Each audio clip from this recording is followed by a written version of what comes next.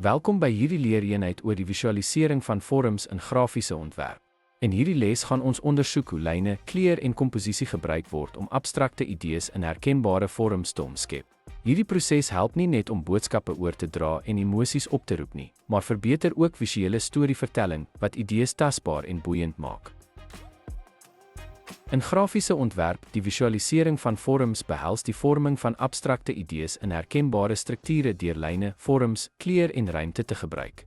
Hierdie proses help om konsepte duidelik te kommunikeer, die kyker se persepsie te lei en impakvolle visuele narratiewe te skep.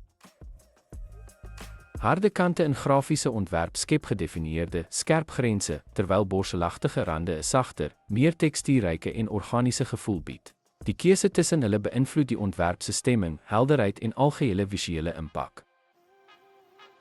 Nabyvisie in grafika ontwerp fokus op besonderhede en teksture van naby, terwyl vir afgeleë visie die algehele komposisie en balans beklemtoon.